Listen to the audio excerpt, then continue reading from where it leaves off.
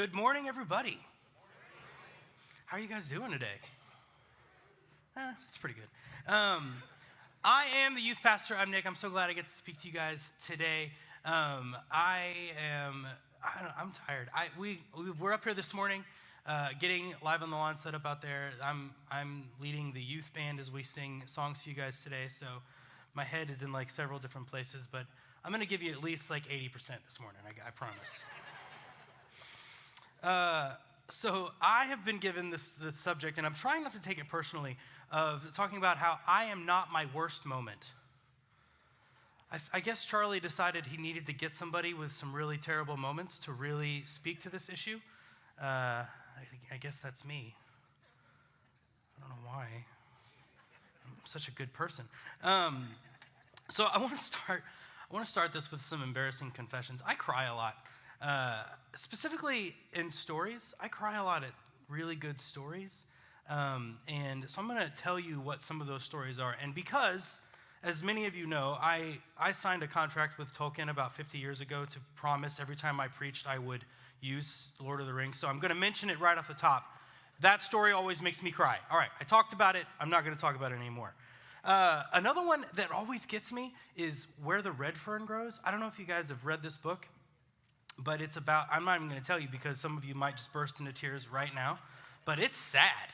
It's about a dog, and dogs aren't immortal. So eventually there's a sad part coming, and it gets me. In fact, I think it's in my blood because my daughter recently read it. My 12-year-old daughter recently read it, and she was in the car when she read it, and she got to that point that just rips your heart apart, and she threw the book in the car, like just tossed it across the seats and got both upset and sad all at the same time. It's a hard story, but it's so good. It gets me every time. Here's one that's the exact opposite of that, and I'll explain it because it's not going to make a lot of sense. The Karate Kid, the original one, it's not sad. It's happy. It's happy tears. When he kicks Johnny in the face, it gets me. It's like he's worked so hard for this moment, and he's finally going to win and get his strength back, and he kicks him in the face, and I cry. And I'm not ashamed of it. I'm not. Maybe a little bit. This one I am a little ashamed of. There's a Dixie Chick song called Travelin' Soldier. All right, yeah, that one's embarrassing. It's so dumb. It's about this young girl that meets this guy who's going off to war, and he writes her letters, and then he dies, and gets me. I'm kidding. I'm a man. I like trucks. Trucks make me cry. A really bad golf shot gets me, because I'm a man. Speaking of being a man, the most recent one added to the list, and this is where I'll stop, is Moana. Maybe you aren't familiar with this. I will give you a brief rundown of the plot. There's this magical island who has this little heart, and a big, strong guy steals it to show that he's cool, and it wrecks everything. And then this little girl from an island has to go and rescue this island and save her by putting her heart back. But there's this big lava monster that's in the way.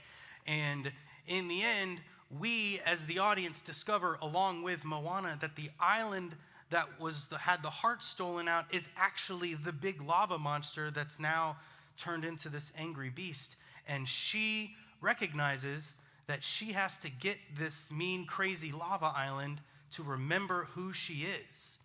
And there's this line in this last song where she's like,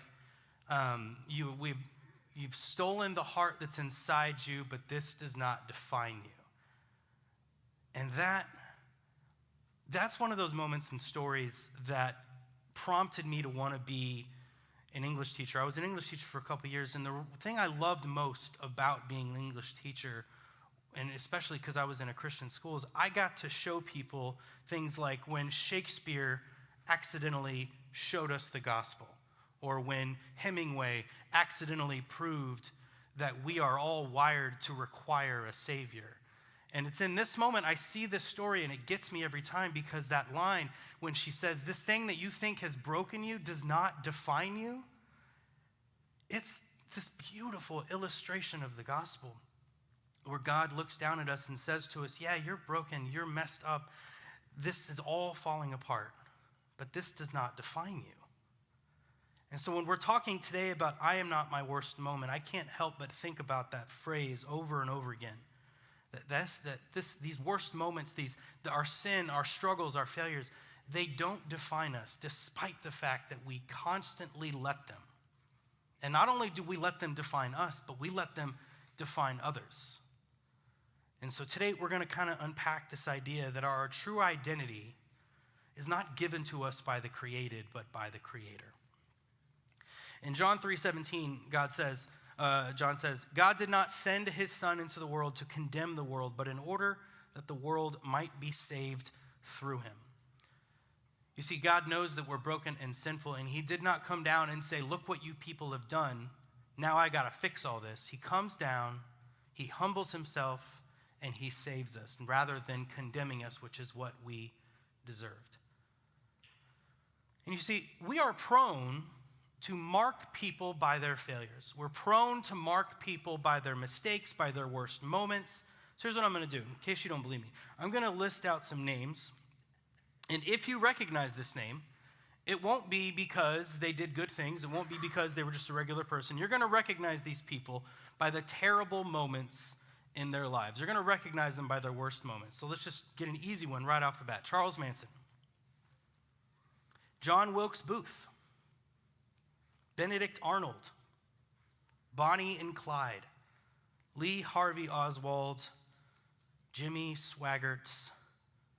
You may not know all those names, but the names that you do know, you know them for some very specific things. And I'm not even going to bother mentioning, because if you know their names, that's why they're famous. Because they've been marked by their worst moments.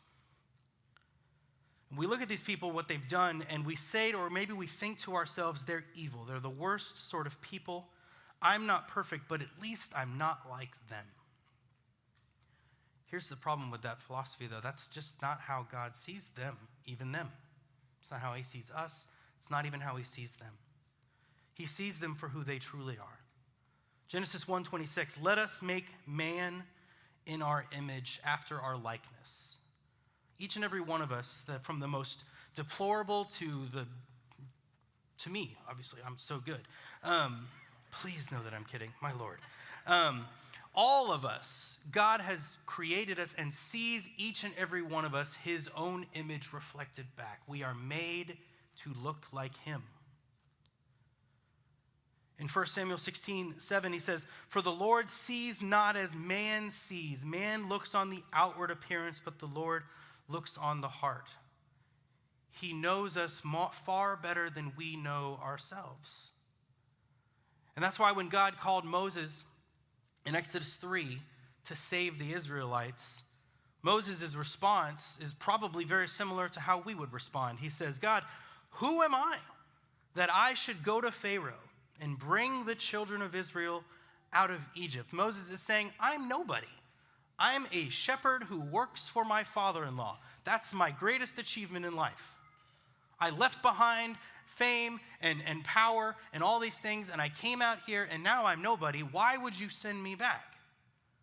And God does something very interesting here. He doesn't do what we would do. What we would do is say, no, Moses, you're good, you're strong, you're capable. You can do this, buddy. I believe in you. That's how we would sort of encourage someone who says, I don't know if I can do that. Yeah, you can. You're good. You're strong. You're smart enough. God doesn't bother with any of that. He cuts right through it, and he says, I know, but I will be with you. He doesn't puff him up and make him feel like a great person, that he's capable. In fact, he does the opposite and just says, you're right, but I'll be with you. And this is something that I think we forget that continues to define us, is that we are not good or evil people because of who we truly are at our inward being. We are who we are, and God is with us, making us better. I'm going to come back to that. God looks at us and sees his creation, his beloved, his children. However, in Romans 3:23, he also says this, all have sinned and fallen short of the glory of God. Nobody, whether they are famous murderers, adulterers, betrayers, thieves, bullies, or you and me, nobody is any closer to holiness than anyone else. We all fall short of the glory of God. And yet we are all loved by God. We are all worthy of punishment, of condemnation, but this does not define you. And that's one of the very special things about the gospel. And in John 21, this is sort of the main part of our text today. In John 21, we have Peter and Jesus become friends again, right?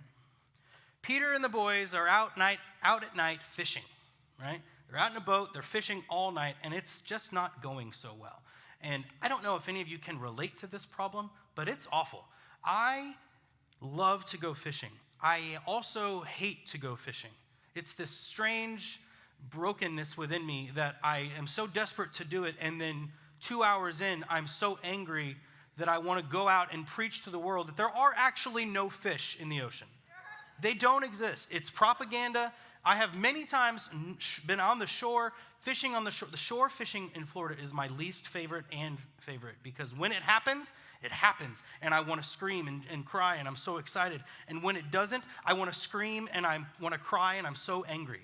Like, the whole concept of not catching anything when you fish makes me crazy. So I understand Peter and the boys are frustrated. They've been out all night trying to catch fish. In verse 4 to 6, it says this, in John 21. Just as day was breaking, Jesus stood on the shore, yet the disciples did not know that it was him. Jesus said to them, "Children, do you have any fish?" They answered him, "No." I like to add a little emphasis to that because I don't think they just said no. I think they were like, "No." He said to them, "Cast the net on the right side of the boat, and you will find some." So they cast it, and now they were not able to haul it in because of the quantity of fish. Now, if we were watching this in some sort of movie or TV version, this is where the flashback would happen to Luke 5, where Jesus did this before. This isn't the first time Jesus has pulled this trick, right? The very first time he met Peter and these guys. They were out fishing. Jesus shows up and says, "Caught any fish?" "No." "Throw it on the other side." "That's ridiculous. We're not going to do that. Just try it." "Okay." Pull in too many fish.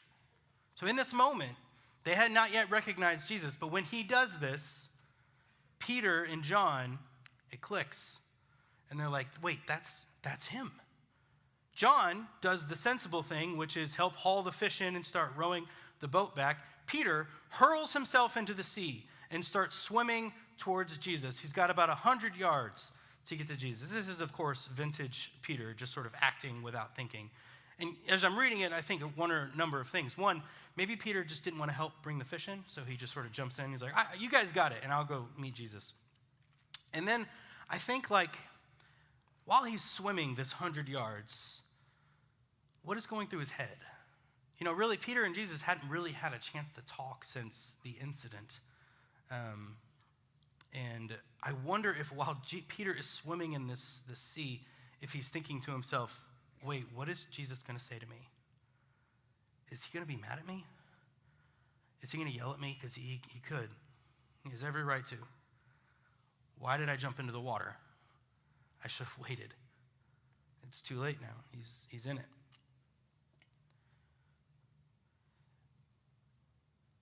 When they got on land, they saw a charcoal fire in place with fish laid out on it and bread. And Jesus said to them, "Bring some of the fish that you have just caught. Come and have breakfast." Now, I got to tell you, if heaven is going night fishing and then finishing that up with some breakfast over a fire made by Jesus and we get to hang out, that works for me. I'll sign up on that every day. That's cool. And here it is. There's Jesus and just a few of the guys. Peter's there. And it's time for breakfast. And here comes Jesus' response to Peter. Because you see, if you don't know this, a few days before this beautiful morning, Jesus was crucified. And that night, Peter was asked 3 times if he was with Jesus or even knew him, and Peter denied him each time, right? Not only did he do that, but he did it even after Jesus told him, "Hey, you're going to do this," and Peter promised him that he wouldn't. He did it anyway. Peter screwed up. Peter acted out of fear. He denied knowing the man he believed to be the Messiah. He denied knowing one of his best friends. He screwed up, and he knew he screwed up. You know, recently my son and his friends destroyed the carpet in his room. Yeah, in fact, it was Mother's Day. It was Mother's Day. We had a lovely morning. We made breakfast for my wife. We went in and we snuggled and we talked and we made a little Happy Mother's Day video and we watched it and it was so sweet and so nice. And then I left and Rachel went in to go help Cash, my youngest son, pick out some clothes. She opens the door, she turns on the light, and somehow my son had managed to get little camo paint sticks rubbed all over the carpet. This wonderful oil paint that is now there forever, probably. And this was the phase 2 of Mother's Day for Rachel, where now it became less about how sweet and wonderful it was and how furious she was. And she informed me, and I became furious, and it was frustrating. And we had lots of conversations with our son, some of them at a very loud volume. And we enacted punishments, and we set new rules in place. He screwed up. He knew it. We dealt with it the way we dealt with it. And honestly, I imagine we probably dealt with it similar to how most of you would deal with your son destroying his carpet. Jesus has a different strategy here. When they had finished breakfast in verse 15, Jesus said to Simon Peter, "Simon, son of John, do you love me?" He said, "Yes, Lord, you know that I love you." He said to him, "Feed my lambs." Jesus runs through this 3 times. Peter, do you love me? Yes. Feed my lambs. Tend my sheep. Feed my sheep. Jesus doesn't bring it up. Jesus doesn't say, like I would. I imagine if I were in this scenario and it was Peter and it was me, it'd be like, "Peter, look, we need to talk. I'm upset with you, and you know why. You know what you did, and I don't even want to mention it because it's very upsetting. But I'm going to do it anyway. Peter, you denied me 3 times. That's not cool. I'm up there being tortured and dying for the sins of the world, and you can't even be bothered to say, yeah, I know him? Peter, what? That's not okay, man. We're going to have to talk about the consequences of this behavior. We're going to have to talk about what kind of rules and accountability we need to set up for you in the future. That's how I would deal with it. Jesus doesn't even bring it up. Now, he hints at it by making Peter repeat 3 times that he loves him to sort of counteract the 3 denials, I guess, but he doesn't bring it up. You know, when I was a kid, I was living in Italy at the time when I was in middle school, and my friend at the church, his name was also Nick, his dad was the pastor. And so that meant that sometimes Nick and I could kind of sneak out during service because his dad was occupied and my dad was usually involved in the service as well, and we usually sat by ourselves. So sometimes we wouldn't be there. Sometimes we would leave Sunday school and go down to this little cafe that was right by the church and have a cappuccino or a soda and just hang out, relax, and then sneak in at the end or just meet people where they were talking in the back. Sometimes we did that. I don't even know if I regret it because it was fun. It was awesome. Yeah, I don't regret it. And so one day, Nick and I are walking back, and it's literally like a 30-second walk from the cafe to the church. And there's this older woman outside, and she sees us, and she's got her finger waggling. She's ready, and she pulls aside and says, Nick, what have you done? You are going to embarrass your father. This is not acceptable. And we're like, oh, crap, we're caught. So she holds us there until his dad comes out, and she's like, Pastor, come over here, please. And he's like, all right. And so he comes over, and here we are. We're caught red-handed. We skipped church. We did. We skipped it. And this woman says, now, you should know, Pastor, I've seen these 2 boys. They were not in church today. They were off doing God knows what. And Nick was like, we were at the cafe. She's like, no, don't talk.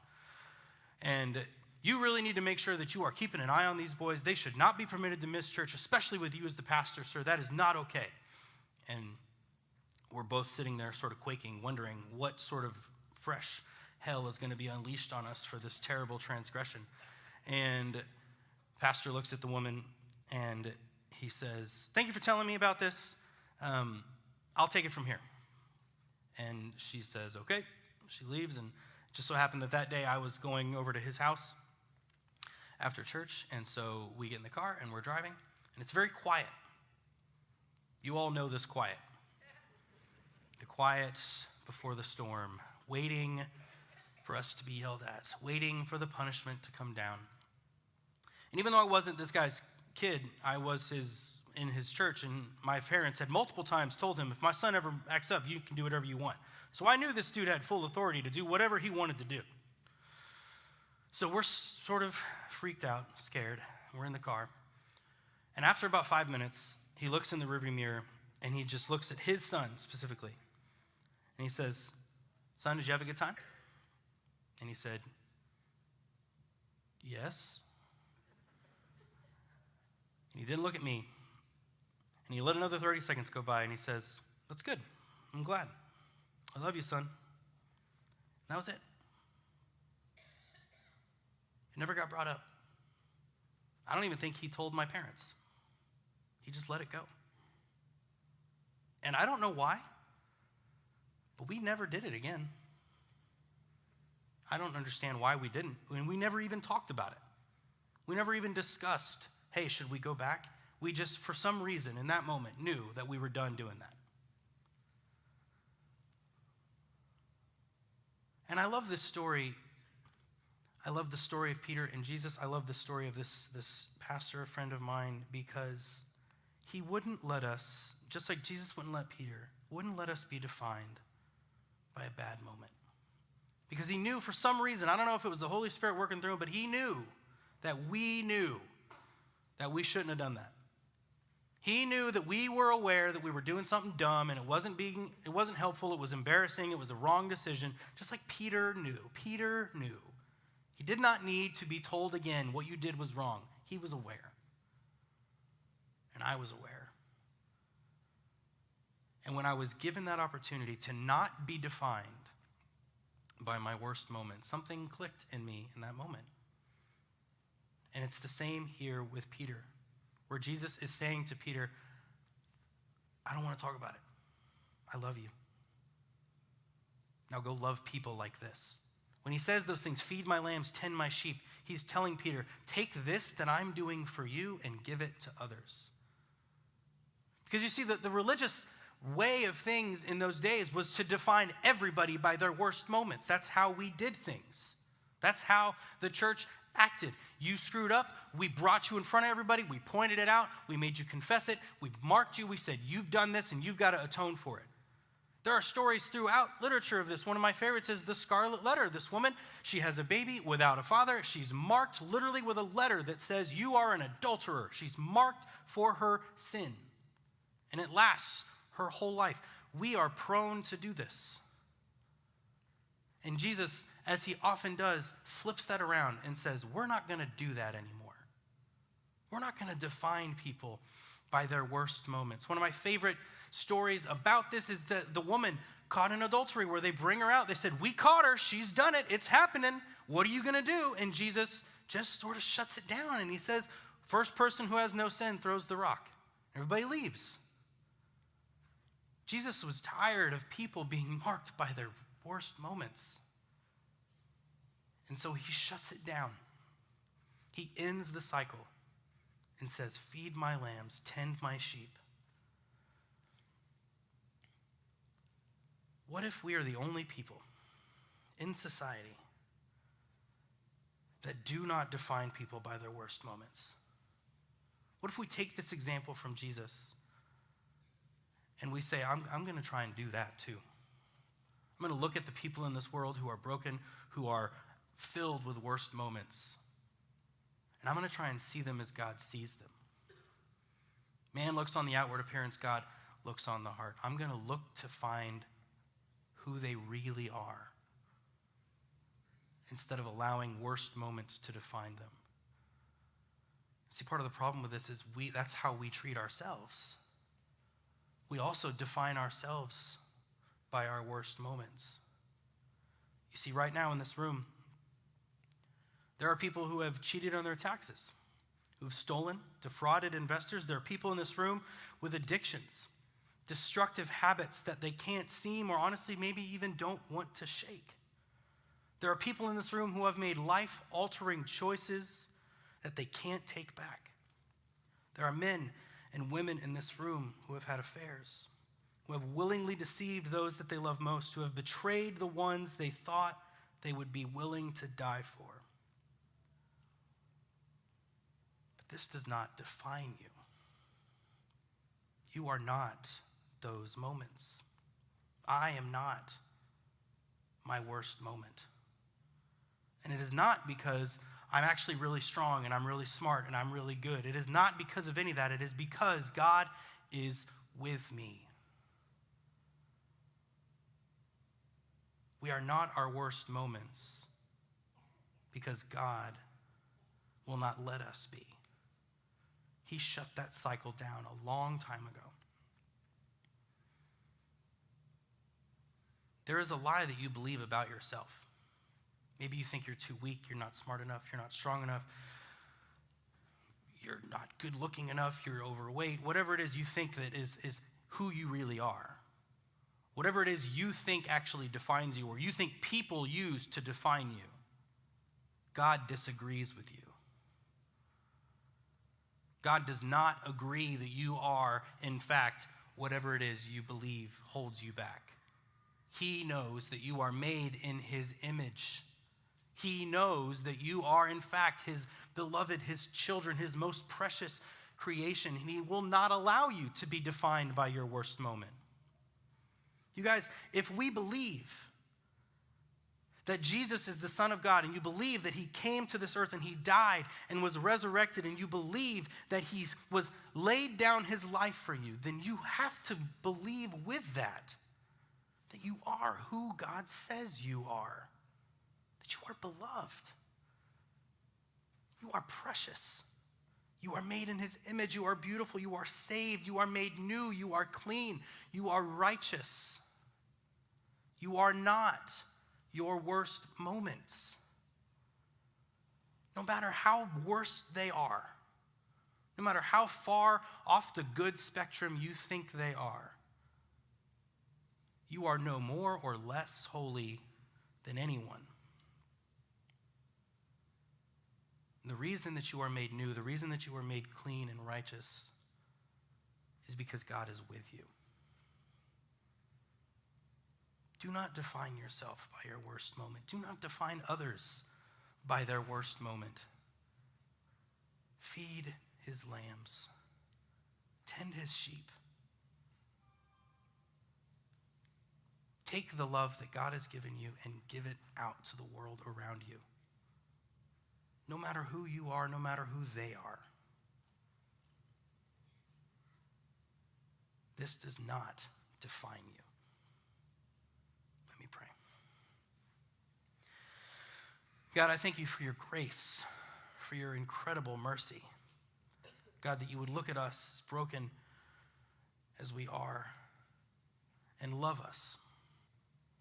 God, I thank you that the very laying of the foundation of the earth, you made us in your own image so that we could never say that we were a mistake. And God, no matter what it is that is tormenting the hearts and minds of us in this room, whatever our worst moments are, Father, help us to erase them, to step over them and move forward in the business of loving your people, of feeding your lambs and tending your sheep. Let us not be held back by this weight anymore. God, free us from this as you have already done on the cross. Help us to be defined by the Creator and not the created. I love you. It's in your name we pray these things.